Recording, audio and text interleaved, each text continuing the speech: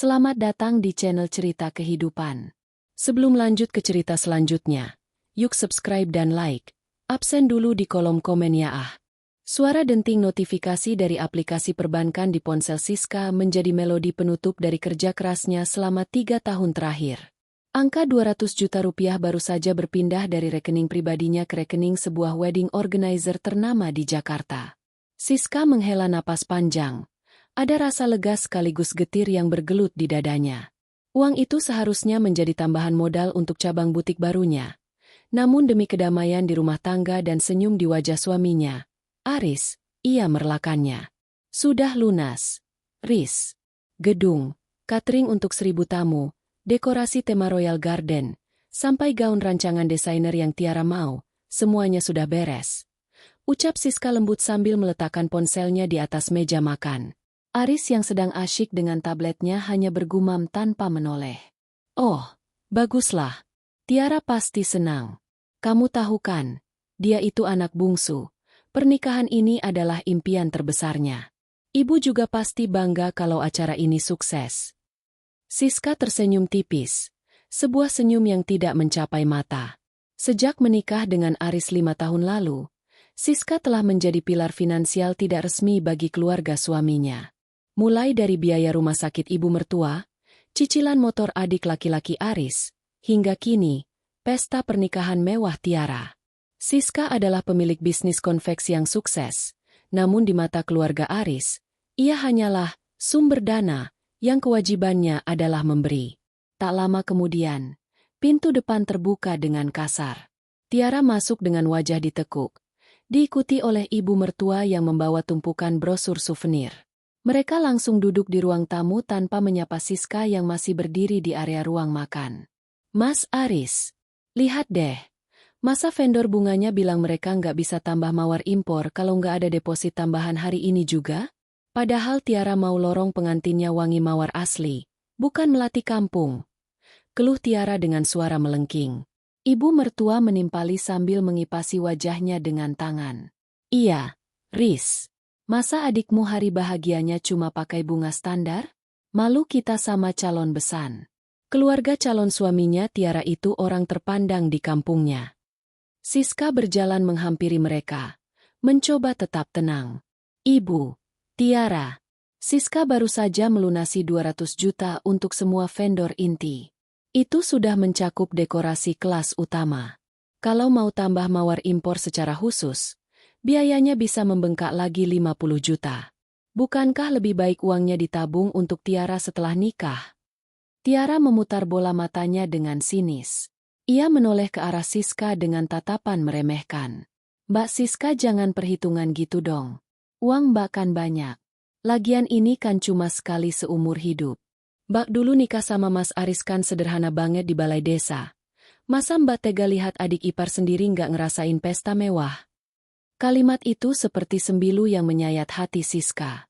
Pernikahannya dulu sederhana karena saat itu Aris baru saja dirumahkan dari pekerjaannya. Dan Siskalah yang merintis bisnis dari nol untuk menghidupi mereka berdua. Bukannya bersyukur, Tiara justru menjadikannya bahan ejekan. Tiara, bicara yang sopan sama mbakmu, tegur Aris. Namun nadanya sangat lemah, nyaris seperti bisikan yang tidak berarti. Loh, Tiara benarkan, Riz? Ibu mertua membela. Siska, kamu itu sudah sukses. Jangan jadi orang kikir. Seharusnya kamu itu bersyukur bisa membantu keluarga suami. Di mana-mana, bakti istri itu yang mendukung keluarga suaminya. Jangan merasa karena kamu yang bayar, kamu jadi bisa mengatur-atur selera Tiara.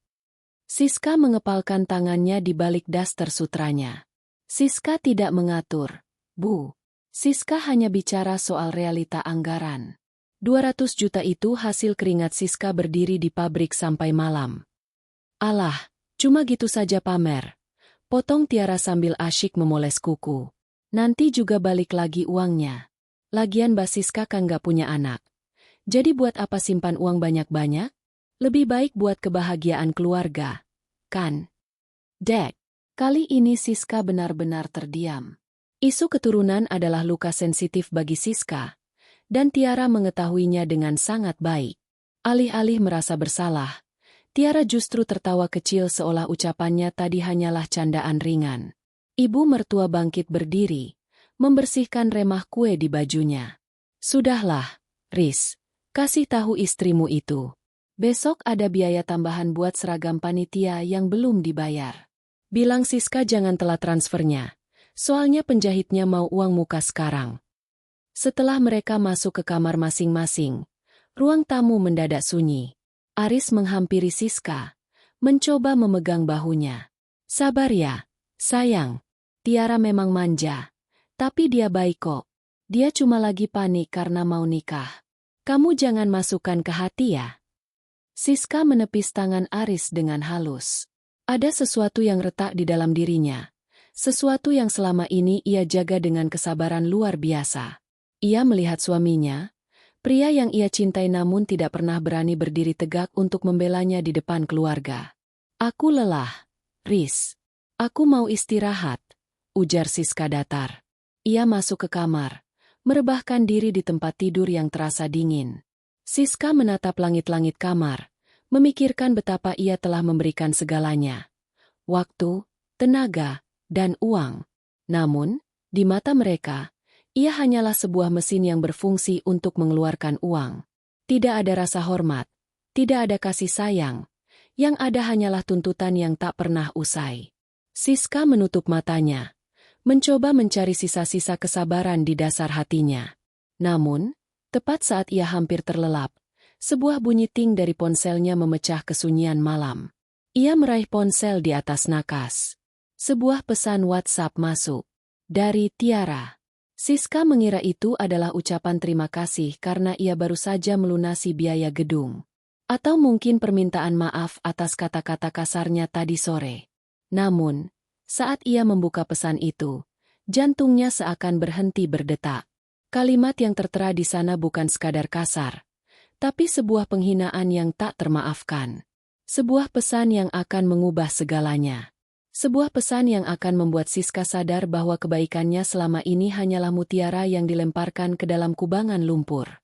Siska menatap layar ponsel yang menyala di kegelapan kamar.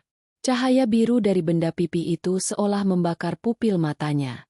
Pesan dari Tiara bukan sekadar barisan kata, melainkan sebuah belati yang diasah tajam dan dihujamkan tepat ke ulu hati Siska. Mbak Siska, lewat pesan ini aku mau bilang sesuatu yang penting. Tolong, jangan datang ke acara pernikahanku nanti. Aku sudah bicara sama ibu dan Mas Aris, dan kami setuju kalau momen ini harus terlihat sempurna. Jujur saja, Mbak, gaya Mbak yang terlalu kantoran dan kaku itu nggak masuk di konsep estetika fotoku. Aku ingin tamu-tamuku melihat keluarga yang elegan, bukan kakak ipar yang sibuk pegang ponsel dan urusan bisnis. Biar Mas Aris saja yang datang mewakili keluarga. Lagi pula, Mbak kan sibuk cari uang, jadi mending di kantor aja, kan? Tenang, nama Mbak tetap aku tulis di buku tamu sebagai donatur kok. Makasih ya buat 200 jutanya. Siska membaca pesan itu sekali, lalu 2 kali, hingga 5 kali. Ia mengharapkan ada kata, bercanda, di bawahnya, atau mungkin itu hanya salah kirim. Namun, foto profil Tiara yang sedang tersenyum manja di sana menegaskan bahwa ini adalah kenyataan. Dada Siska terasa sesak. Tangannya mulai gemetar, bukan karena sedih, melainkan karena sebuah amarah yang murni dan dingin mulai merayap naik dari perutnya. Selama bertahun-tahun ia menelan semua hinaan, mengabaikan sikap tidak tahu terima kasih mereka, dan menganggap semua itu sebagai pengabdian pada suami. Namun, kalimat estetika fotoku, dan nama Mbak tetap aku tulis sebagai donatur, adalah penghinaan terakhir yang bisa ia toleransi. Ia melirik Aris yang tertidur pulas di sampingnya. Suaminya itu mendengkur halus, sama sekali tidak terganggu oleh badai yang sedang menghantam jiwa istrinya. Aris tadi bilang sudah setuju? Jadi, suaminya sendiri sepakat untuk mengasingkan istrinya dari acara keluarga yang dibiayai oleh keringat istrinya sendiri? Siska bangkit dari tempat tidur dengan gerakan pelan namun pasti. Ia berjalan menuju ruang kerja kecilnya di sudut kamar. Ia menyalakan laptop. Cahaya layar memantul di matanya yang kini kering dari air mata. Kesedihan itu telah menguap, digantikan oleh kalkulasi dingin seorang pengusaha sukses. Kalian mau estetika? Gumam Siska pelan. Aku akan berikan kalian pemandangan yang tak terlupakan. Siska membuka folder, pernikahan Tiara. Di sana terdapat semua kontrak digital dengan para vendor. Gedung serbaguna mewah di pusat kota, catering premium dengan menu western dan nusantara, dekorasi bunga mawar impor, hingga wedding organizer yang ia bayar mahal untuk memastikan semuanya sempurna. Jemari Siska menari di atas keyboard. Ia mengirimkan email resmi kepada manajer gedung. Subjek: pembatalan reservasi dan pengembalian dana, Siska Anggraeni. Ia melampirkan bukti transfer asli dari rekening pribadinya, KTP, dan klausul kontrak yang menyatakan bahwa pemesan tunggal berhak membatalkan acara hingga H7 dengan pengembalian dana 80% jika terjadi keadaan darurat. Siska mencantumkan alasan, pembatalan sepihak oleh pihak keluarga besar. Satu persatu vendor ia hubungi. Catering, dekorasi, hingga mua internasional yang tadinya akan merias Tiara.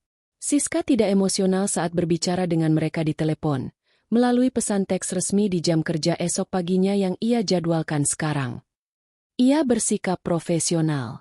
Saya atas nama Siska Anggraeni, pembayar tunggal kontrak ini, menyatakan membatalkan seluruh layanan. Silakan potong biaya penalti sesuai kontrak, dan sisa dananya tolong kembalikan ke nomor rekening asal transfer. Setelah semua email terjadwal untuk terkirim tepat pukul 8 pagi esok hari, Siska menyandarkan punggungnya di kursi kerja. Ia merasa seolah sebuah beban berat baru saja terangkat dari bahunya. 200 juta rupiah itu memang akan dipotong penalti. Mungkin ia hanya akan menerima kembali sekitar 150 juta rupiah. Tapi bagi Siska, kehilangan 50 juta rupiah jauh lebih murah daripada kehilangan harga dirinya selamanya. Pagi harinya, suasana di meja makan terasa biasa saja. Ibu mertua sibuk membicarakan betapa cantiknya Tiara nanti, sementara Tiara sendiri sibuk menelepon temannya, pamer tentang bulan madu ke Bali yang, tentu saja, dia harap Siska yang bayar tiketnya nanti. Aris menatap Siska yang tampak sangat tenang menyesap kopi hitamnya. Sayang, kok kamu diam saja? Oh iya, Tiara bilang dia sudah kirim pesan ke kamu soal teknis acara. Kamu nggak keberatan kan kalau hari itu kamu, istirahat saja di rumah? Siska meletakkan cangkirnya perlahan. Ia menatap mata suaminya dalam-dalam. Aku sudah baca pesannya, Riz. Dan aku sangat setuju. Aku memang butuh istirahat. Malah, aku pikir aku akan pergi keluar kota untuk urusan bisnis mendadak tepat di hari pernikahan Tiara. Mata Tiara berbinar. Nah, gitu dong, Mbak. Jadi kita sama-sama enak. Mbak nggak capek. Aku pun senang. Mas Aris nanti yang jelasin ke tamu kalau Mbak lagi ada proyek besar di luar negeri. Biar kedengarannya keren gitu. Tentu. Jawab Siska dengan senyum paling manis yang pernah ia tunjukkan. Aku pastikan proyek ini akan sangat besar, Tiara. Sesuatu yang akan selalu diingat orang. Ibu mertua manggut-manggut puas. Nah, kalau nurut begini kan enak. Kamu jadi menantu yang tahu posisi. Ya sudah. Nanti siang ibu mau ke butik ambil seragam. Kamu sudah bayarkan? Semua sudah saya urus, Bu. Ibu tenang saja. Tidak akan ada satupun tagihan yang tertinggal atas nama saya, ujar Siska penuh makna. Siska berangkat ke kantor dengan perasaan yang sangat ringan. Di dalam mobil, ia melihat notifikasi ponselnya mulai meledak. Email-email balasan dari vendor masuk satu persatu. Pembatalan dikonfirmasi. Dana sedang diproses untuk dikembalikan ke rekeningnya. Ia tahu, para vendor akan mencoba menghubungi Tiara atau Aris sebagai kontak sekunder, namun Siska sudah memberikan instruksi tegas. Segala perubahan atau komunikasi hanya sah melalui dirinya sebagai pembayar utama. Jika vendor membocorkan informasi ini sebelum uang kembali ke rekening Siska, ia mengancam akan menuntut secara hukum. Para vendor yang takut kehilangan reputasi dan takut pada ketegasan Siska, akhirnya memilih diam dan menjalankan prosedur pembatalan. Siska melihat kalender di ponselnya. 4 hari lagi adalah hari pernikahan itu. 4 hari lagi, Tiara akan memakai gaun pengantinnya yang mahal, menuju sebuah gedung yang tidak pernah ada untuknya. Siska menghubungi sekretarisnya. Atur reservasi hotel untukku. Hotel Grand Hyatt. Kamar suite yang menghadap langsung ke gedung pertemuan seberang jalan. Untuk 3 malam. Mulai H1 pernikahan Tiara. Baik, Bu Siska. Ada agenda bisnis di sana? Tanya sekretarisnya. Siska terkekeh kecil. Sebuah suara yang terdengar asing bahkan di telinganya sendiri. Bisa dibilang begitu. Aku akan menonton sebuah pertunjukan drama komedi paling mahal tahun ini. Siska mematikan ponselnya, memutar kemudi menuju butik miliknya.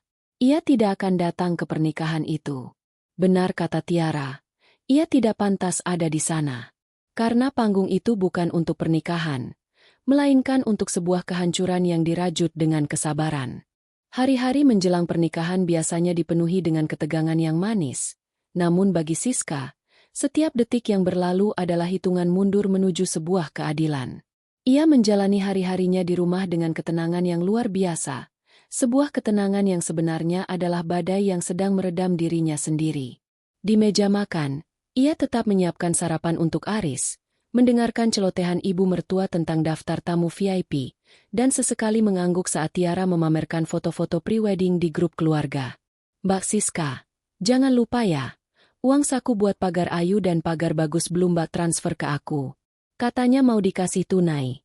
Tapi sampai sekarang kok belum ada. Tiara bertanya sambil mengunyah roti panggang dengan mulut terbuka, tanpa rasa sungkan sedikit pun. Siska menyesap tehnya perlahan. Oh, itu. Aku sudah siapkan dalam amplop-amplop khusus. Tiara, nanti akan aku serahkan tepat di hari H. Aku ingin semuanya rapi dan tidak tercecer. Tiara mendengus puas. Ya sudah, yang penting ada. Jangan sampai malu-maluin di depan teman-temanku. Aris, yang duduk di samping Siska, mengelus lengan istrinya. Makasih ya, sayang. Aku tahu kamu sibuk, tapi kamu tetap perhatian sama adikku. Aku jadi merasa bersalah karena kamu nggak bisa ikut hadir di acara intinya nanti. Siska menoleh, menatap mata Aris. Ada rasa perih yang sempat melintas. Namun segera ia tepis. Kenapa merasa bersalah, Riz? Bukankah ini keputusan bersama? Aku hanya ingin Tiara mendapatkan pernikahan impiannya tanpa ada estetika yang rusak karena kehadiranku. Aku benar-benar tulus ingin kalian bahagia. Kalimat itu bukan kebohongan sepenuhnya. Siska memang ingin mereka merasakan kebahagiaan yang akan mereka ingat seumur hidup, meski bukan dalam bentuk yang mereka bayangkan. Setelah Aris berangkat kerja dan Tiara pergi untuk fitting terakhir, yang Siska tahu tidak akan pernah terjadi karena sang desainer sudah menerima email pembatalan, Siska mulai bergerak. Ia masuk ke dalam kamarnya dan mengunci pintu. Di layar ponselnya, notifikasi bank menunjukkan angka-angka besar yang kembali masuk ke rekeningnya. Dana refund gedung, terverifikasi. Dana refund catering, terverifikasi. Dana refund dekorasi, terverifikasi. Hanya dalam waktu 48 jam, Siska telah menarik kembali hampir 160 juta rupiah. Sisanya hilang sebagai biaya pembatalan, namun Siska menganggapnya sebagai biaya tiket nonton baris terdepan untuk sebuah pertunjukan kolosal. Tiba-tiba, ponselnya bergetar. Sebuah panggilan dari nomor yang tidak dikenal. Siska mengangkatnya dengan tenang. Halo, dengan Ibu Siska. Suara di seberang sana terdengar panik. Itu adalah suara manajer operasional wedding organizer yang ia sewa. Iya, saya sendiri. Ada apa, Pak? Ibu, ini mengenai pembatalan itu. Saya baru saja dikontak oleh adik ipar Ibu, Mbak Tiara. Dia menanyakan soal koordinasi gladi bersih besok. Saya bingung harus jawab apa. Bu, kontrak sudah batal, tapi sepertinya keluarga Ibu belum tahu sama sekali. Siska tersenyum dingin. Benar, Pak. Mereka memang belum tahu. Dan saya ingin tetap seperti itu sampai hari Sabtu pagi. Tapi Bu, ini risikonya besar sekali. Mereka akan datang ke gedung kosong. Pak Manajer, potong Siska dengan suara tegas namun tetap sopan. Secara hukum, Saya adalah pemegang kontrak tunggal. Anda sudah menerima dana penalti dan saya sudah menandatangani surat pembebasan tanggung jawab untuk pihak WO. Tugas Anda sekarang sederhana. Jangan angkat telepon dari mereka. Atau katakan saja ada masalah teknis pada server Anda. Jika Anda membocorkan ini sebelum hari H, saya pastikan sisa pembayaran jasa koordinasi yang belum saya tarik akan hangus dan saya akan menuntut atas pelanggaran privasi klien. Hening sejenak di seberang sana. Manajer WO itu tahu siapa Siska, seorang pengusaha yang tidak pernah main-main dengan ucapannya. Baik, Bu Siska, kami akan mengikuti instruksi Ibu. Tapi, saya harap Ibu tahu apa yang Ibu lakukan. Saya tahu persis apa yang saya lakukan, Pak. Terima kasih. Siska menutup telepon. Ia berjalan menuju lemari pakaian dan mengeluarkan sebuah koper kecil. Ia mulai memasukkan beberapa baju elegan, sepatu hak tinggi terbaiknya, dan sebuah botol sampanye mahal yang ia simpan untuk momen spesial. Momen spesial itu telah tiba. Malam harinya, Aris mendapati Siska sedang berkemas. Loh, sayang, kamu jadi berangkat besok? Cepat sekali. Iya, Riz. Klien dari Singapura memajukan jadwalnya. Aku harus ada di sana untuk tanda tangan kontrak penting. Maaf ya, aku nggak bisa antar kalian ke hotel tempat kalian menginap besok malam. Aris tampak agak kecewa, namun segera berganti dengan senyum maklum. Nggak apa-apa, kamu kerja buat kita juga kan? Nanti aku yang urus ibu sama Tiara. Oh iya, Tiara nanya lagi, kunci kamar bridal suite di hotel gedung itu diambilnya di mana? Siska terdiam sejenak. Bridal suite. Ruangan mewah seharga belasan juta per malam yang juga sudah ia batalkan. Katakan padanya untuk langsung ke resepsionis gedung saja saat hari H pagi. Semua sudah atas nama dia. Tinggal tunjukkan KTP. Bohong Siska dengan lancar. Aris memeluk Siska dari belakang. Sebuah pelukan yang biasanya terasa hangat, kini terasa hambar bagi Siska. Kamu baik banget, Siska. Makasih ya sudah jadi istri yang pengertian buat keluargaku. Nanti kalau proyekmu selesai, kita liburan berdua ya. Siska hanya tersenyum tipis di balik bahu suaminya.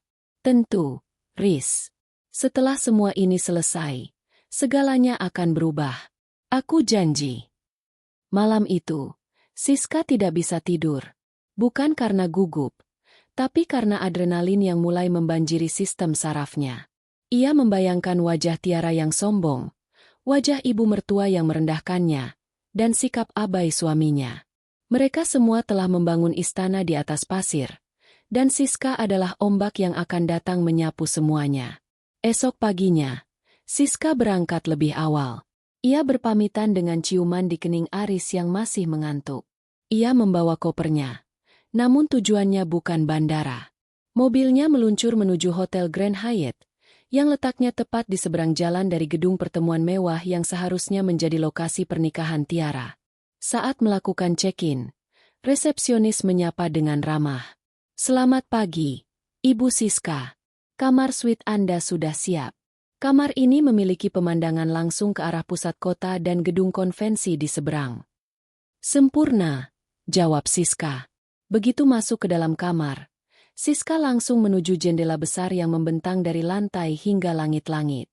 Dari ketinggian lantai 22, ia bisa melihat gedung mewah di seberang sana. Pintu gerbangnya masih tertutup. Tidak ada kesibukan vendor yang menurunkan bunga. Tidak ada truk catering yang parkir di area bongkar muat. Hanya ada kesunyian yang mencekam. Siska membuka laptopnya, menyalakan sistem kamera keamanan di kantornya untuk memastikan bisnisnya berjalan baik. Lalu ia memesan layanan kamar, sarapan mewah untuk satu orang. Ia duduk di sofa dekat jendela, menatap ke bawah. Ponselnya berdering. Pesan grup keluarga masuk. Ibu mertua, Tiara sudah siap-siap. Besok akan jadi hari paling bersejarah buat keluarga kita. Siska, pastikan amplop buat panitia jangan lupa ya. Siska tidak membalas. Ia hanya meletakkan ponselnya dengan posisi layar menghadap ke bawah. Ia mengambil teropong kecil yang sengaja ia beli kemarin, mengarahkannya ke gerbang gedung di seberang jalan. Pertunjukan akan segera dimulai, bisiknya pada diri sendiri, sambil menyesap kopi hangatnya dengan nikmat. Selamat datang di pernikahan impianmu, Tiara. Pernikahan yang sesunyi pemakaman. Siska menyesap kopi hitamnya yang masih mengepul. Matanya tak lepas dari jendela kaca besar di lantai 22 Hotel Grand Hyatt. Dari ketinggian ini, gedung konvensi di seberang jalan tampak seperti miniatur kotak putih yang megah namun kosong. Seharusnya, pagi ini pelataran gedung itu sudah dipenuhi oleh truk-truk catering berlogo emas dan mobil-mobil box bermuatan ribuan tangkai mawar impor. Namun, yang terlihat hanyalah aspal kosong dan beberapa petugas kebersihan kota yang melintas santai. Ponsel Siska bergetar di atas meja marmer. Sebuah pesan masuk dari grup WhatsApp keluarga besar Aris. Tiara. Mbak Siska, ini kuncinya kok belum dikasih ke aku? Aku sudah di depan gedung sama tim dokumentasi buat ambil video. Behind the scene, persiapan dekorasi. Tapi kok gerbangnya masih dirantai ya? Mbak lupa konfirmasi jamnya ke orang gedung. Siska tersenyum dingin. Ia tidak segera membalas. Ia ingin membiarkan rasa penasaran itu berubah menjadi kegelisahan, lalu perlahan membusuk menjadi kepanikan. Ia meletakkan ponselnya kembali, membiarkan notifikasi demi notifikasi menumpuk. 10 menit kemudian, ponselnya berdering. Nama, Aris, berkedip di layar. Siska menarik napas panjang, mengatur suaranya agar terdengar sibuk namun tetap tenang. Halo, Riz? Ada apa?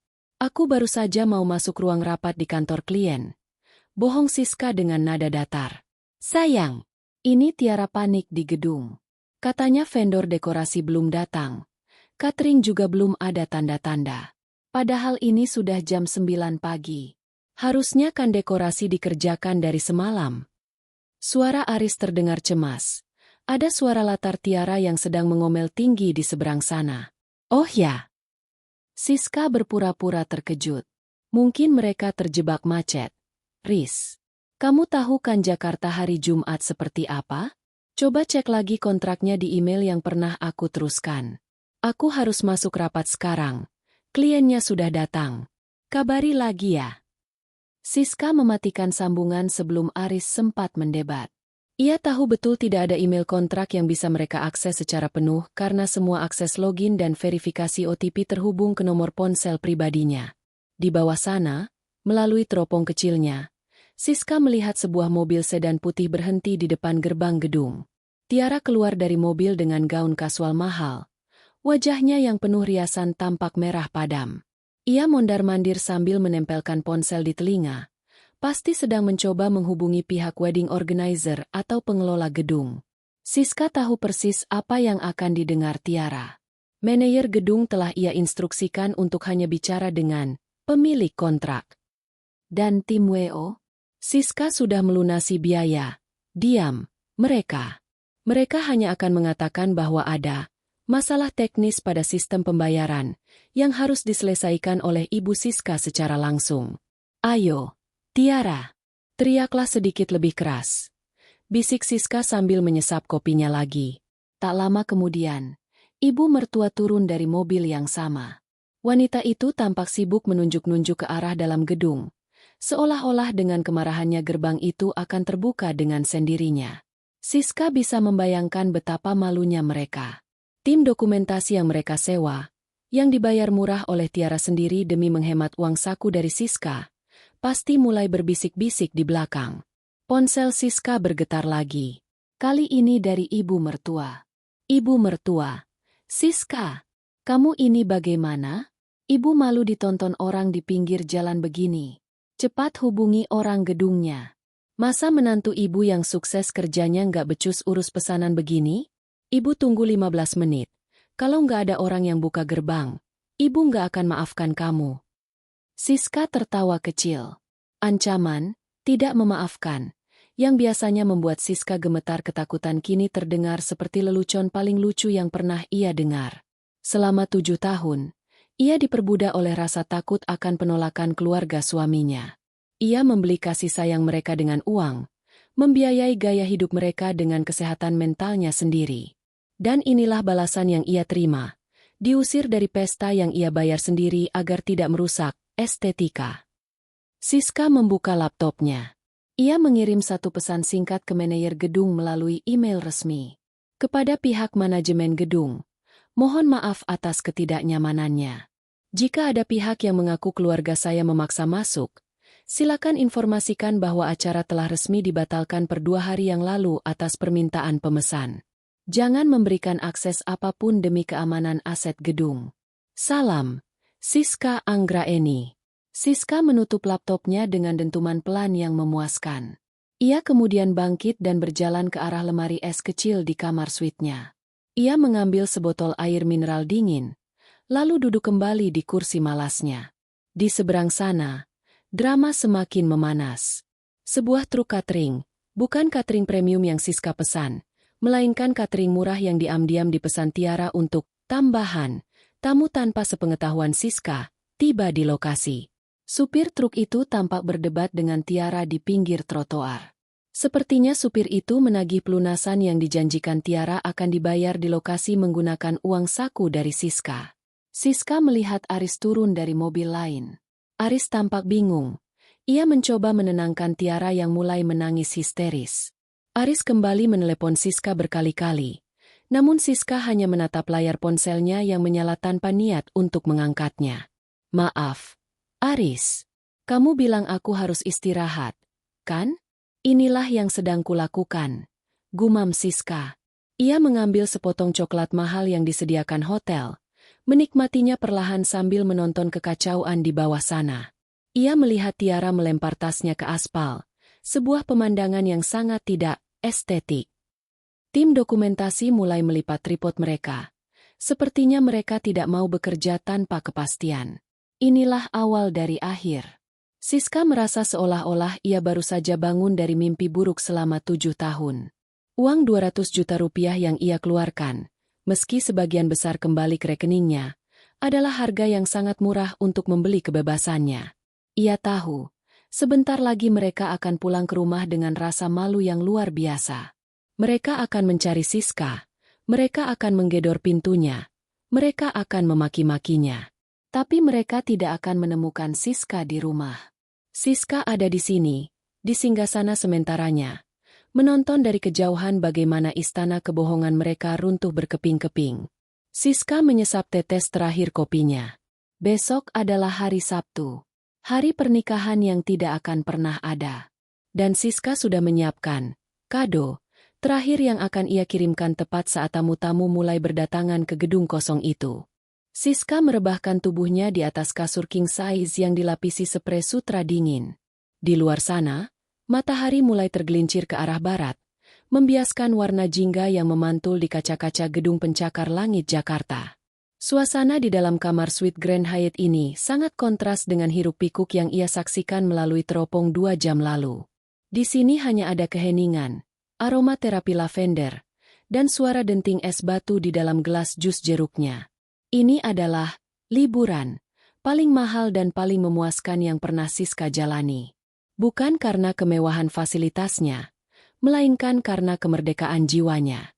Ponselnya yang tergeletak di meja nakas terus menyala, bergetar hebat hingga hampir terjatuh ke lantai. Nama, Aris, muncul di layar untuk yang ke-47 kalinya hari ini. Siska mematikan fitur getar, membiarkan layar itu berkedip-kedip kesepian. Ia kemudian meraih tabletnya, membuka aplikasi CCTV yang terhubung ke ruang tamu rumahnya. Pemandangan di layar tablet sungguh dramatis. Ibu mertua sedang duduk di sofa sambil memegangi kepalanya yang dibalut koyo, sementara Aris mondar-mandir seperti setrikaan panas di depan televisi. Tiara, gadis itu tampak meringkuk di karpet sambil menangis meraung-raung. Riasannya yang baru setengah jadi tadi pagi kini luntur, menyisakan garis-garis hitam maskara di pipinya yang memerah. Siska! Angkat, Siska! Aris berteriak di depan ponselnya sendiri. Suaranya terdengar pecah melalui mikrofon CCTV. Ini orang gedung bilang semuanya batal. Mana mungkin? Kamu bilang sudah lunas. Siska tersenyum tipis. Ia menggigit sepotong makaron rasa salted karamel yang ia pesan dari layanan kamar. Rasanya manis. Semanis pembalasan dendam yang dimasak dengan api kecil. Tiba-tiba, terdengar suara gedoran pintu di rumahnya. Aris berlari membuka pintu. Muncul seorang pria berseragam kurir membawa sebuah kotak kayu besar. "Keluarga Ibu Tiara?" tanya kurir itu. Aris mengangguk cepat. Wajahnya penuh harap. "Iya. Itu dari vendor dekorasi ya? Mereka mau pasang sekarang." "Bukan, Pak. Saya dari ekspedisi kilat. Ini kiriman paket dari Ibu Siska Anggraeni. Katanya ini untuk pengganti kehadirannya di acara besok." Jelas kurir tersebut. Siska menonton dengan seksama saat Aris membawa masuk kotak itu ke ruang tamu. Tiara langsung bangkit. Matanya berbinar penuh harap. "Mungkin itu isinya uang tunai atau perhiasan buat aku. Mbak Siska pasti lagi ngerjain kita. Dia kan suka bikin kejutan." Ibu mertua pun mendekat. Wajahnya yang tadi pucat kini sedikit bersemi. "Cepat buka, Riz. Mungkin ini cara dia minta maaf karena tadi ada kendala teknis." Aris mengambil pisau dapur, memutus tali pengikat dan membuka tutup kotak kayu itu dengan terburu-buru. Namun, saat tutupnya terbuka, bukan tumpukan uang atau kilauan emas yang mereka temukan. Di dalam kotak itu hanya ada sebuah bingkai foto digital berukuran besar yang langsung menyala secara otomatis saat terkena cahaya. Di layar bingkai tersebut, muncul sebuah gambar statis. Screenshot pesan WhatsApp dari Tiara yang melarang Siska datang karena alasan estetika dan donatur. Tulisan di bawah gambar itu sangat besar dan terbaca jelas. "Hadiah pernikahan dari sang donatur, kebebasan. Karena aku tak pantas hadir, maka pestaku pun tak pantas ada." Hening seketika menyelimuti ruang tamu itu. Siska bisa melihat dari CCTV bagaimana wajah Aris berubah dari bingung menjadi sangat pucat. Tiara ternganga. Tangannya gemetar hebat. Ibu mertua tiba-tiba terduduk lemas kembali di sofa. Mulutnya komat kamit tanpa suara. Dia membatalkan semuanya?" Suara Tiara melengking pecah. Lebih mirip jeritan hantu daripada manusia. "Mas Aris, Mbak Siska membatalkan gedung dan cateringnya. Besok pagi tamu-tamu datang. Calon suamiku dan keluarganya mau datang. Mas, ini gimana?" Aris tampak seperti orang yang baru saja tersambar petir di siang bolong. Ia merampas bingkai foto digital itu, mencoba mencari tombol untuk mematikannya. Namun Siska sudah mengatur sistemnya agar terus mengulang gambar tersebut. "Siska, keterlaluan kamu. Siska." Gumam Aris. Namun suaranya tidak lagi penuh amarah, melainkan penuh ketakutan. Ia akhirnya sadar bahwa selama 7 tahun ini, ia telah menyepelekan raksasa yang sedang tidur. Ia lupa bahwa rumah yang ia tempati, mobil yang ia kendarai, dan martabat keluarganya selama ini ditopang sepenuhnya oleh wanita yang baru saja ia singkirkan dari estetika hidupnya. Siska mematikan layar tabletnya. Ia tidak ingin menonton lebih lama lagi. Bagian terbaiknya sudah lewat. Sekarang adalah waktunya untuk dirinya sendiri. Ia berjalan menuju kamar mandi marmer yang luas. Ia menyalakan keran bathtub, menuangkan cairan busa beraroma mawar, dan membiarkan air hangat memenuhi bak tersebut. Siska melepas jubah mandinya, melangkah masuk ke dalam air hangat yang memanjakan kulitnya. Ia memejamkan mata, membiarkan uap panas membuka pori-porinya dan menenangkan pikirannya. Tidak ada lagi rasa bersalah. Tidak ada lagi beban untuk menjadi menantu teladan atau kakak ipar yang pengertian. Besok pagi, tepat di hari yang seharusnya menjadi hari pernikahan Tiara, Siska sudah menjadwalkan kunjungan ke panti asuhan. Ia akan menyumbangkan sisa dana refund yang ia terima untuk biaya pendidikan anak-anak di sana. Itu jauh lebih bermanfaat daripada membiayai pesta untuk orang-orang yang bahkan tidak menghargai keberadaannya. Siska menghela napas panjang. Besok, dunia keluarga Aris akan kiamat. Besok, ratusan tamu akan berdiri di depan pintu gerbang gedung yang tertutup rapat. Besok, Tiara akan menjadi bahan pembicaraan paling memalukan di seluruh kota. Dan Siska? Siska akan terbangun di kasur empuk ini, memesan sarapan paling mahal, dan mulai menulis surat pengunduran dirinya dari pernikahan yang beracun ini. Selamat tidur, Aris. Selamat bermimpi buruk, Tiara. Bisik Siska sambil tersenyum dalam kegelapan kamar mandinya. Sabtu pagi tiba dengan langit biru yang bersih. Seolah alam tidak peduli pada badai kehancuran yang sebentar lagi akan meluluhlantakkan martabat keluarga Aris. Di lantai 22 Hotel Grand Hyatt, Siska terbangun tanpa bantuan alarm. Ia meregangkan tubuhnya di balik selimut sutra, merasakan ketenangan yang belum pernah ia rasakan selama 7 tahun terakhir. Tidak ada teriakan ibu mertua yang meminta sarapan khusus, tidak ada pesan merengek dari Tiara soal cicilan kartu kredit, dan tidak ada tuntutan dari Aris untuk mengerti keluarganya. Siska berjalan menuju jendela besar. Di seberang jalan, gedung konvensi itu berdiri megah, namun sunyi. Gerbang besi hitamnya masih dirantai rapat. Tidak ada karpet merah yang membentang di undakan tangga. Tidak ada papan bunga ucapan selamat yang biasanya berjajar rapi hingga ke trotoar. Siska memesan full English breakfast dan segelas sampanye. Pagi yang indah untuk sebuah perpisahan. Gumamnya. Pukul 8.30 pagi. Siska mengambil teropongnya. Sebuah iring-iringan mobil mulai tampak memasuki area parkir depan gedung. Itu adalah keluarga besar calon mempelai pria. Keluarga yang selama ini dibangga-banggakan Tiara sebagai keluarga terpandang. Mereka datang dengan busana seragam batik sutra yang mencolok. Wajah-wajah mereka tampak cerah, penuh tawa, membawa seserahan tambahan yang dihias cantik. Namun, tawa itu lenyap seketika saat mobil paling depan terhenti di depan gerbang yang digembok. Siska melihat calon suami Tiara, seorang pria bernama Doni, turun dari mobil dengan setelan beskap pengantin yang kaku. Ia tampak bingung, menoleh ke kiri dan ke kanan, lalu mulai menggedor-gedor pagar besi itu. Tak lama kemudian, mobil keluarga Aris tiba. Pintu mobil terbuka, dan Tiara keluar. Ia sudah mengenakan kebaya pengantin putih yang sangat cantik, kebaya yang Siska bayar lunas 3 bulan lalu.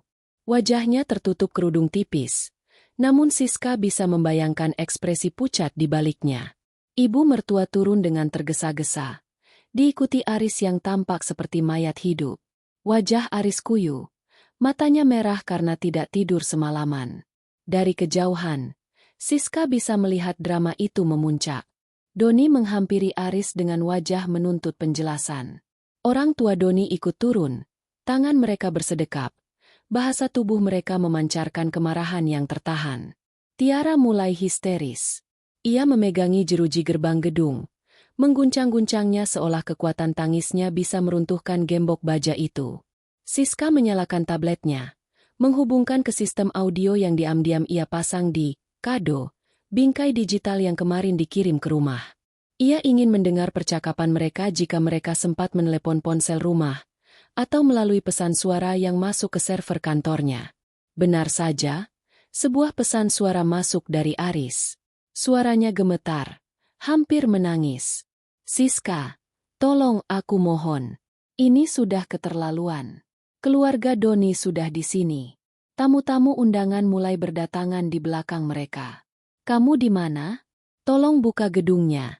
Siska, aku janji akan turuti semua maumu. Aku akan minta Tiara minta maaf berlutut di depanmu, tapi jangan buat kami malu seperti ini. Tolong, Siska jangan hancurkan hidup adikku. Siska menyesap sampanyenya, membiarkan gelembung sodanya menari di lidah. Kamu yang menghancurkannya, Aris. Sejak kamu membiarkan mereka menginjak-injak istrimu sendiri, bisiknya pada layar tablet. Di bawah sana, keadaan menjadi kacau balau. Beberapa mobil tamu undangan mulai memenuhi badan jalan karena parkir gedung ditutup. Klakson bersahut-sahutan. Satpam gedung akhirnya keluar dari pintu samping kecil. Siska melihat satpam itu menunjukkan selembar kertas. Surat pembatalan resmi yang ditandatangani Siska. Tiara jatuh terduduk di aspal. Kebaya putih mahalnya kini kotor terkena debu jalanan. Ia menutupi wajahnya dengan tangan. Bahunya terguncang hebat. Ibu mertua tampak berdebat sengit dengan Ibu Doni. Puncaknya, Siska melihat Ibu Doni menunjuk-nunjuk wajah Tiara, lalu memerintahkan seluruh keluarganya untuk kembali masuk ke dalam mobil. Mereka pergi. Iring-iringan keluarga pria itu berputar balik dengan kasar, meninggalkan Tiara yang bersimpuh di depan gerbang kosong. Seserahan yang tadi dibawa pun dibawa pulang kembali. Itu adalah pembatalan pernikahan paling publik dan paling memalukan yang pernah disaksikan di jalan protokol itu. Tamu-tamu undangan yang baru datang tampak bingung. Beberapa turun dari mobil, mengambil foto gerbang gedung yang kosong, lalu sibuk mengetik di ponsel mereka. Dalam hitungan menit, berita ini pasti akan meledak di media sosial. Pernikahan mewah yang hilang, mungkin itu judulnya. Siska melihat Aris mencoba mengangkat Tiara dari aspal, namun Tiara menepisnya. Tiara mulai berteriak-teriak ke arah langit. Sebuah pemandangan yang sangat jauh dari kata estetika yang ia dambakan. Ibu mertua tampak memegangi dadanya, lalu perlahan merosot jatuh ke pelukan Aris. Pingsan. Siska meletakkan teropongnya. Ia merasa kosong, namun kosong yang melegakan. Seperti sebuah ruangan yang baru saja dibersihkan dari sampah-sampah yang menumpuk bertahun-tahun. Ia berjalan ke meja kerja, mengambil amplop coklat besar yang sudah ia siapkan. Di dalamnya terdapat surat gugatan cerai, rincian utang keluarga Aris selama 7 tahun terakhir yang ia catat dengan rapi, dan kunci rumah yang sudah ia balik nama atas nama dirinya sendiri, karena memang ia yang mencicilnya selama ini. Siska memanggil layanan jemputan mobil mewah hotel. "Antarkan saya ke panti asuhan di Jakarta Selatan," ucapnya pada staf hotel. Sebelum melangkah keluar kamar, Siska mengirimkan satu pesan terakhir ke grup keluarga. Pesan yang tidak akan pernah bisa mereka balas karena setelah itu ia akan memblokir semua nomor mereka selamanya. "Siska, Tiara, fotonya sangat bagus dari sini. Sangat dramatis. Estetikanya luar biasa, bukan? Aris, surat cerai akan sampai ke tangan pengacaramu Senin pagi. Jangan pulang ke rumahku, karena gemboknya sudah kuganti. Selamat menikmati sisa hari pernikahanmu." Siska melangkah keluar kamar dengan dagu tegak. Di lobi hotel, ia berpapasan dengan beberapa orang yang mengenakan batik. Mungkin tamu undangan Tiara yang hendak bertanya pada resepsionis. Siska melewatinya begitu saja dengan senyum tipis. Hari ini, Siska tidak hanya membatalkan sebuah pernikahan. Ia membatalkan perannya sebagai korban. Dan rasanya, jauh lebih manis daripada kemenangan apapun di dunia ini. Sabtu pagi tiba dengan langit biru yang bersih. Seolah alam tidak peduli pada badai kehancuran yang sebentar lagi akan meluluhlantakkan martabat keluarga Aris. Di lantai 22 Hotel Grand Hyatt, Siska terbangun tanpa bantuan alarm. Ia meregangkan tubuhnya di balik selimut sutra, merasakan ketenangan yang belum pernah ia rasakan selama 7 tahun terakhir. Tidak ada teriakan ibu mertua yang meminta sarapan khusus, tidak ada pesan merengek dari Tiara soal cicilan kartu kredit, dan tidak ada tuntutan dari Aris untuk mengerti keluarganya. Siska berjalan menuju jendela besar. Di seberang jalan, gedung konvensi itu berdiri megah, namun sunyi. Gerbang besi hitamnya masih dirantai rapat. Tidak ada karpet merah yang membentang di undakan tangga. Tidak ada papan bunga ucapan selamat yang biasanya berjajar rapi hingga ke trotoar. Siska memesan full English breakfast dan segelas sampanye. "Pagi yang indah untuk sebuah perpisahan," gumamnya. Pukul 8.30 pagi. Siska mengambil teropongnya. Sebuah iring-iringan mobil mulai tampak memasuki area parkir depan gedung. Itu adalah keluarga besar calon mempelai pria. Keluarga yang selama ini dibangga-bangga Tiara sebagai keluarga terpandang. Mereka datang dengan busana seragam batik sutra yang mencolok. Wajah-wajah mereka tampak cerah, penuh tawa, membawa seserahan tambahan yang dihias cantik. Namun, tawa itu lenyap seketika saat mobil paling depan terhenti di depan gerbang yang digembok. Siska melihat calon suami Tiara, seorang pria bernama Doni, turun dari mobil dengan setelan beska pengantin yang kaku. Ia tampak bingung, menoleh ke kiri dan ke kanan, lalu mulai menggedor-gedor pagar besi itu. Tak lama kemudian, mobil keluarga Aris tiba. Pintu mobil terbuka, dan Tiara keluar.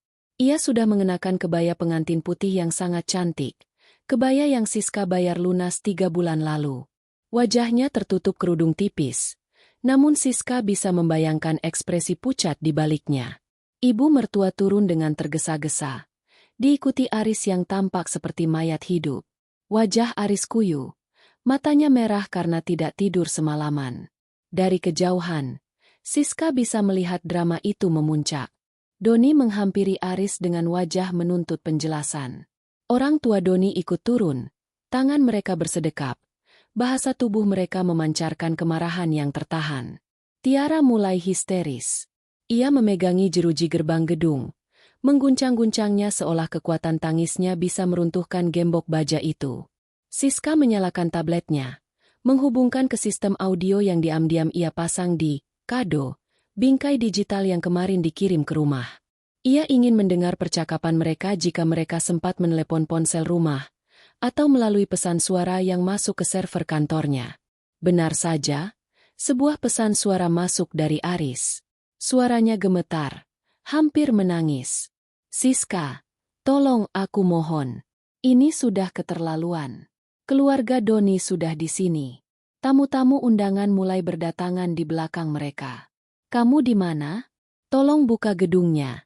Siska, aku janji akan turuti semua maumu.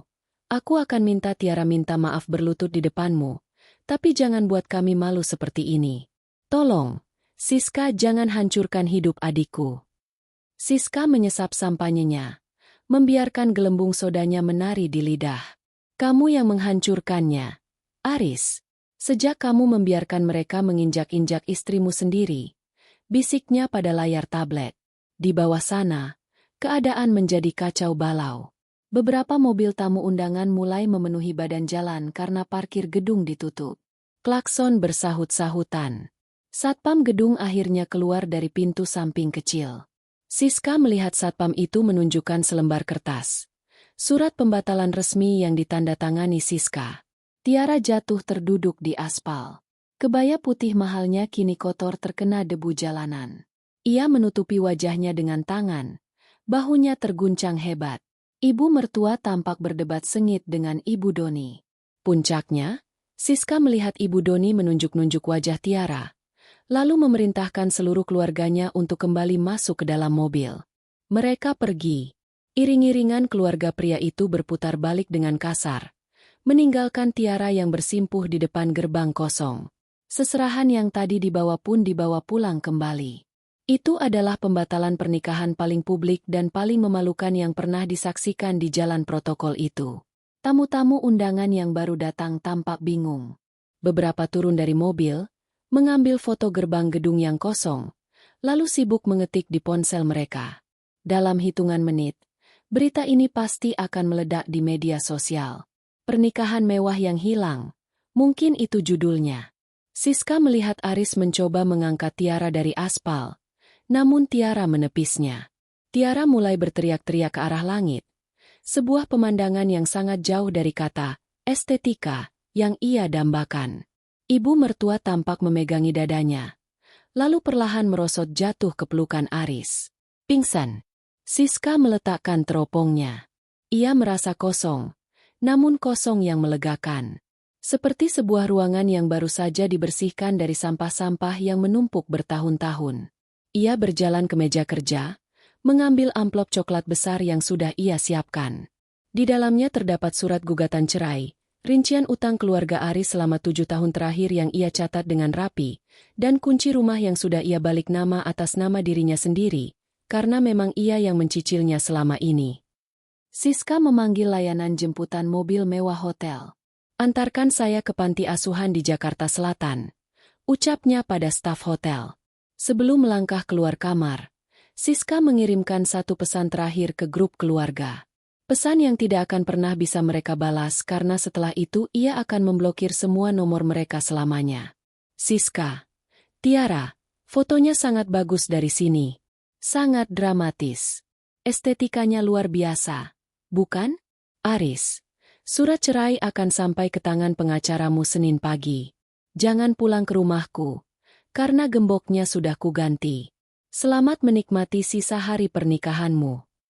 Siska melangkah keluar kamar dengan dagu tegak. Di lobi hotel, ia berpapasan dengan beberapa orang yang mengenakan batik. Mungkin tamu undangan Tiara yang hendak bertanya pada resepsionis. Siska melewati mereka begitu saja dengan senyum tipis. Hari ini, Siska tidak hanya membatalkan sebuah pernikahan. Ia membatalkan perannya sebagai korban. Dan rasanya, jauh lebih manis daripada kemenangan apapun di dunia ini. Keriuhan di depan gedung konvensi itu bukan lagi sekadar kebingungan, melainkan kerusuhan skala kecil yang memalukan. Siska sudah berada di dalam taksi mewah yang membawanya menjauh. Namun ia masih bisa membayangkan pemandangan itu melalui mata batinnya. Namun, ia tak perlu membayangkan terlalu jauh, karena grup pesan singkat keluarga yang belum sempat ia blokir, sengaja ia biarkan selama 10 menit terakhir untuk melihat ledakan emosi mereka, mulai dibanjiri kiriman video dan pesan suara. Di trotoar depan gedung, Tiara benar-benar kehilangan kewarasannya. Ia berteriak histeris, mencakar-cakar aspal, sementara beberapa tamu yang terlanjur datang mulai merekam kejadian itu dengan ponsel mereka. Kebaya pengantin seharga puluhan juta itu kini penuh noda hitam dan sobek di bagian lengan. Tiara tidak lagi terlihat seperti pengantin impian. Ia terlihat seperti pemeran utama dalam film horor yang baru saja kehilangan segalanya. Mas Aris, telepon Siska lagi. Suruh dia buka gedungnya. Aku nggak mau tahu. Pekik Tiara dalam sebuah video pendek yang dikirimkan oleh salah satu sepupu Aris ke grup keluarga. Aris dalam video itu tampak sangat menyedihkan. Ia memegangi kepalanya, berjongkok di samping ibunya yang masih pingsan dan dibaringkan di atas kursi taman lipat yang dipinjam dari pedagang asongan. Dia mematikan ponselnya. Tiara, dia sudah membatalkan semuanya. Kamu lihat sendiri surat dari satpam itu? Semuanya sudah tidak ada. Doni, sang calon pengantin pria, sudah tidak terlihat lagi. Iring-iringan mobil keluarganya benar-benar telah meninggalkan lokasi.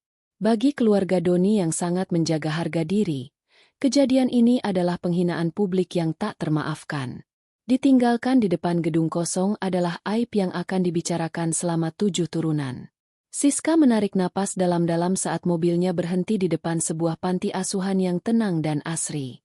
Kontras antara kekacauan yang ia ciptakan dan kedamaian di depannya terasa sangat nyata. Ia melangkah keluar, menyerahkan beberapa tas besar berisi bingkisan makanan dan amplop donasi dari dana refund yang telah ia cairkan. Terima kasih, Bu Siska. Semoga rezeki ibu selalu lancar. Ucap kepala panti asuhan dengan tulus. Siska tersenyum. Terima kasih, Pak. Hari ini saya baru saja melepaskan beban yang sangat berat. Saya hanya ingin berbagi sedikit kelegaan itu di sini. Namun, di saku pakaiannya, ponsel Siska terus bergetar. Aris akhirnya berhenti menelepon dan mulai mengirimkan pesan teks bertubi-tubi. Siska duduk di bangku taman panti asuhan, membukanya untuk terakhir kali. Aris, Siska, ibu masuk rumah sakit. Tekanan darahnya naik drastis. Kamu puas sekarang? Kamu benar-benar tega melakukan ini pada orang tua? Aku tahu kami salah. Aku tahu Tiara keterlaluan. Tapi apakah harus dengan cara sekejam ini? Kamu menghancurkan masa depan adikku. Doni baru saja mengirim pesan. Dia membatalkan pernikahan ini secara sepihak dan keluarganya akan menuntut ganti rugi atas mahar dan biaya yang sudah mereka keluarkan. Siska mengetik balasannya dengan jemari yang stabil. Tidak ada gemetar. Tidak ada keraguan. Siska, kejam, Riz? Bukankah kejam adalah saat istrimu yang membayar seluruh pesta ini dilarang datang hanya karena alasan estetika? Bukankah kejam adalah saat kamu, suamiku, setuju dengan penghinaan itu demi menyenangkan adikmu yang manja? Kamu bilang aku menghancurkan masa depannya? Tidak, Riz. Sifat kalian sendirilah yang menghancurkannya. Aku hanya berhenti menjadi penyangga bagi karakter kalian yang buruk. Dan soal rumah sakit, mungkin ibu butuh waktu di sana untuk merenung bahwa doa-doa orang yang dizalimi itu nyata. Jangan pernah hubungi aku lagi. Pengacaraku akan mengurus sisanya. Siska menekan tombol blok pada kontak Aris. Lalu Tiara. Lalu ibu mertua. Satu persatu, ia memutus rantai yang selama 7 tahun ini mengikat lehernya. Ia keluar dari grup keluarga, menghapus seluruh riwayat percakapan yang penuh dengan permintaan uang dan tuntutan tanpa henti. Ia merasa seolah-olah kulit lamanya baru saja terkelupas. Siska yang dulu, Siska yang takut tidak dianggap, Siska yang selalu ingin membuktikan diri melalui materi, telah mati di depan gerbang gedung yang terkunci itu. Ibu Siska? Ada telepon di telepon kantor kami, katanya dari seseorang bernama Bapak Aris. Lapor seorang pengurus panti dengan wajah bingung. Dia terdengar sangat emosional. Bu. Siska menggeleng pelan. Tolong katakan padanya saya tidak ada di sini. Dan mohon jangan terima telepon dari nomor itu lagi. Itu hanya masa lalu yang mencoba mencari jalan kembali. Siska berjalan menuju anak-anak panti yang sedang bermain bola di lapangan. Ia bergabung dengan mereka.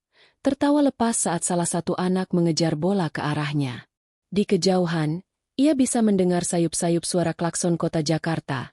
Namun baginya, dunia sudah menjadi sangat sunyi dan damai. Keluarga Aris mungkin sekarang sedang berada di koridor rumah sakit yang dingin, meratapi nasib dan memikirkan bagaimana cara membayar utang-utang yang mulai menagih. Tiara mungkin sedang mengurung diri, menyadari bahwa kebaya pengantinnya kini hanyalah kain perca yang tak berharga. Dan Aris?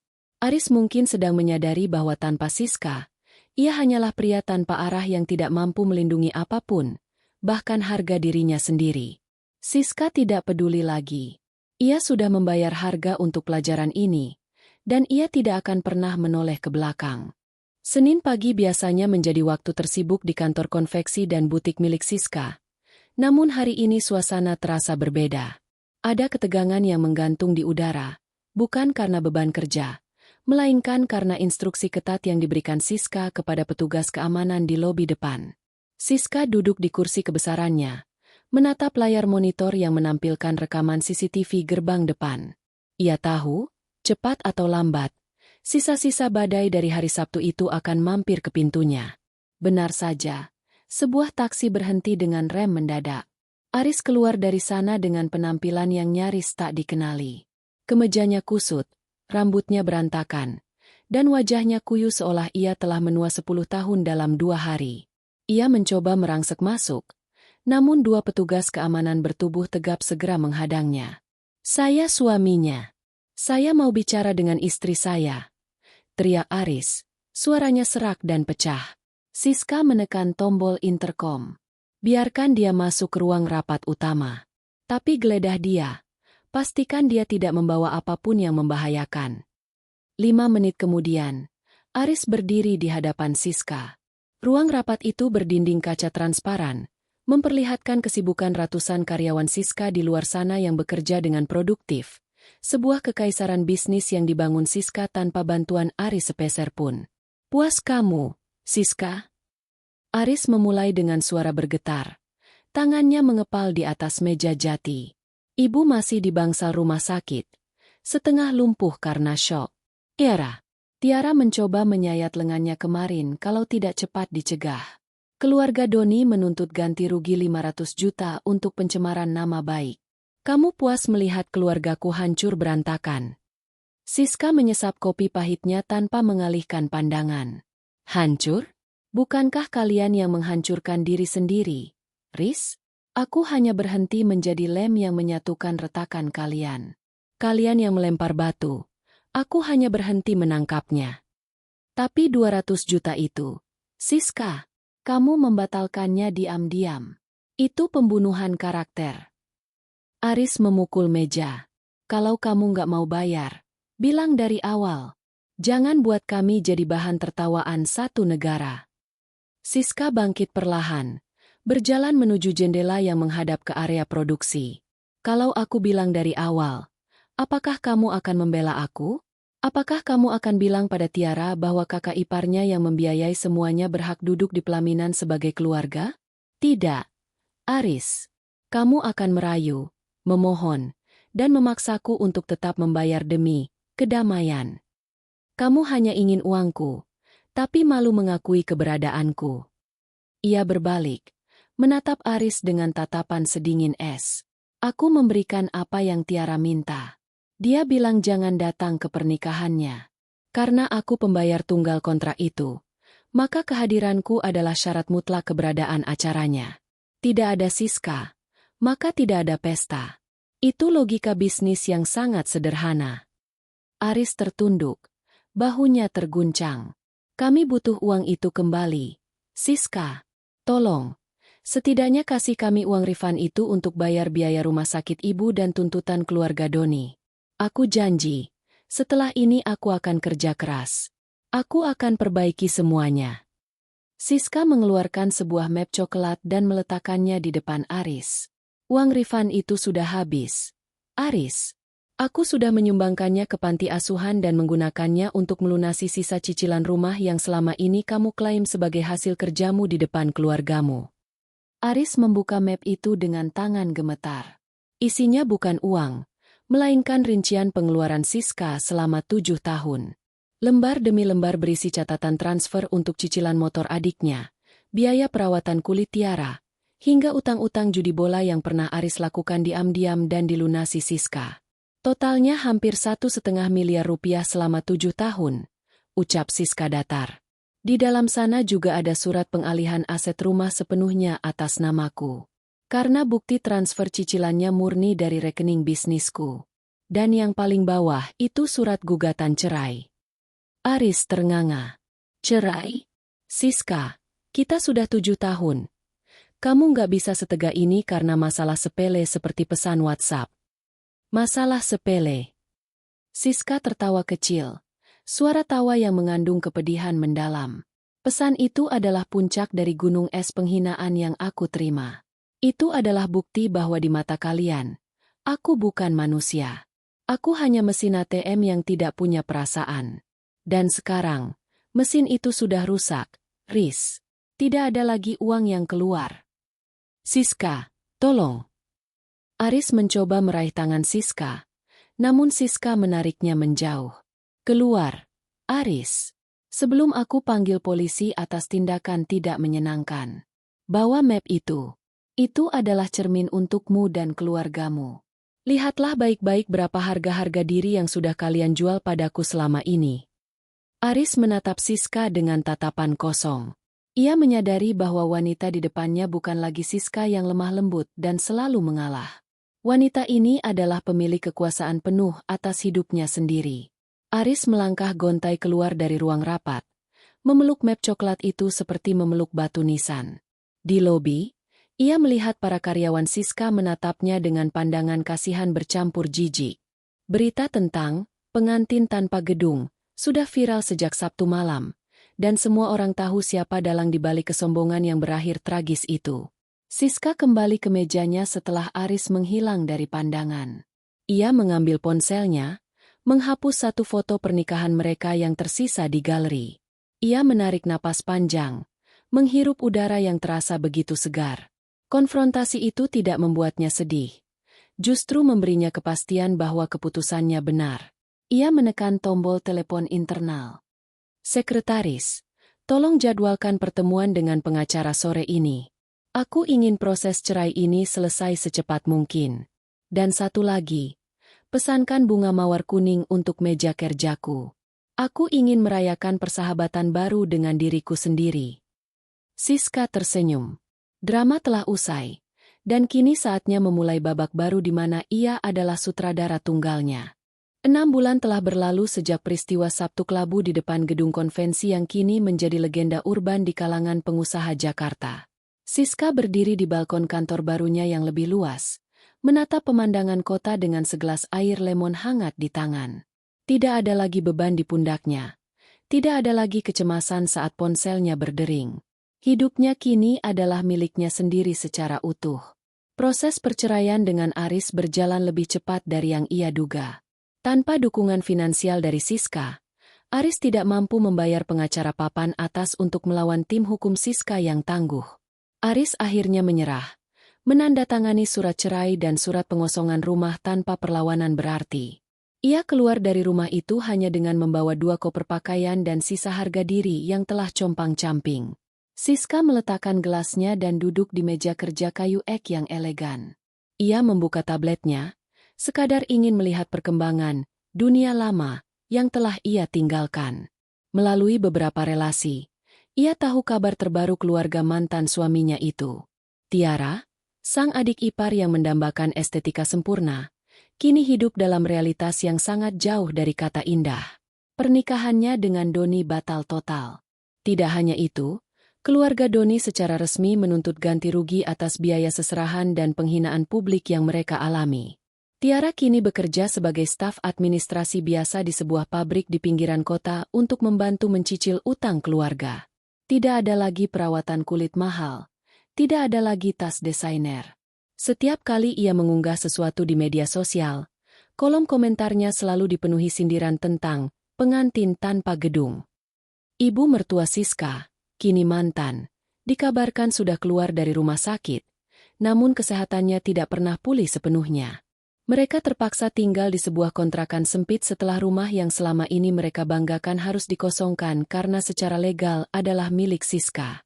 Kesombongan yang dulu mereka pupuk dengan uang Siska kini telah layu, menyisakan pahitnya kenyataan bahwa mereka hanyalah benalu yang kehilangan inangnya.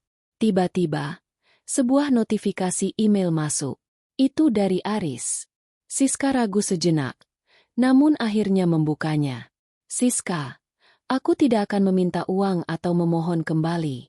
Aku hanya ingin bilang, aku baru sadar betapa beratnya beban yang kamu pikul sendirian selama 7 tahun ini. Sekarang, setelah aku harus menghidupi ibu dan Tiara dengan gajiku yang pas-pasan, aku mengerti betapa tidak tahu berterima kasihnya kami. Maafkan aku karena pernah memintamu untuk tidak datang ke pesta itu. Ternyata, tanpa kamu, memang tidak pernah ada pesta untuk kami. Semoga kamu bahagia. Siska hanya membaca pesan itu tanpa niat membalas. Permintaan maaf di saat terdesak seringkali hanyalah bentuk lain dari penyesalan atas hilangnya kenyamanan, bukan penyesalan atas kesalahan moral. Ia menghapus email itu dan mengosongkan tempat sampah digitalnya. Selesai. Pintu kantornya diketuk pelan. Sekretarisnya masuk dengan wajah ceria. Bu Siska, tim desain sudah siap untuk presentasi koleksi kemerdekaan. Dan ada undangan dari Asosiasi Pengusaha Wanita untuk menjadi pembicara utama bulan depan. Siska tersenyum lebar. Koleksi barunya, kemerdekaan, terinspirasi dari perjalanannya melepaskan diri dari hubungan toksik. Koleksi itu menggunakan kain-kain kuat dengan potongan tegas, melambangkan kekuatan wanita yang mampu berdiri tegak meski badai menerjang. Bisnisnya melesat 3 kali lipat sejak ia fokus sepenuhnya pada pengembangan diri tanpa gangguan drama keluarga. Terima kasih. Katakan pada mereka aku akan hadir. Aku punya banyak cerita tentang bagaimana cara membangun istana dari puing-puing pengkhianatan, ujar Siska mantap. Sore itu, Siska memutuskan untuk pulang lebih awal. Ia mengendarai mobilnya sendiri, melewati gedung konvensi tempat semuanya berakhir 6 bulan lalu. Gedung itu masih sama, namun bagi Siska, tempat itu bukan lagi simbol rasa malu, melainkan monumen kemenangan. Di sana, ia pernah dilarang datang, dan di sana pula ia memilih untuk pergi selamanya, demi menjemput kebahagiaannya sendiri. Sesampainya di rumah barunya, sebuah apartemen penthouse yang minimalis dan dipenuhi tanaman hijau, Siska duduk di sofa sambil memandang matahari terbenam. Ia teringat pesan Tiara yang dulu membuatnya hancur. Mbak Siska, jangan datang ke pernikahanku, gaya Mbak merusak estetika fotoku. Siska tertawa kecil, suara tawa yang kini terdengar merdu dan lepas. Ia mengambil ponselnya, berpose selfie dengan latar belakang langit jingga yang luar biasa cantik. Ia mengunggah foto itu dengan caption singkat. Estetika terbaik adalah ketika kamu berhenti mencoba terlihat cantik di mata orang yang salah, dan mulai terlihat berharga di matamu sendiri. Hanya dalam hitungan detik, ribuan tanda suka dan komentar positif membanjiri unggahannya. Siska meletakkan ponselnya, menutup matanya, dan menikmati kesunyian yang mewah. Tidak ada lagi mahar di ujung tanduk. Yang ada hanyalah masa depan yang membentang luas, secerah fajar yang menantinya esok pagi. Siska telah memenangkan pertarungannya. Bukan dengan amarah yang meledak-ledak, melainkan dengan ketegasan yang elegan. Ia tidak hanya membatalkan sebuah pernikahan, ia telah melantik dirinya sendiri sebagai pemenang dalam hidupnya.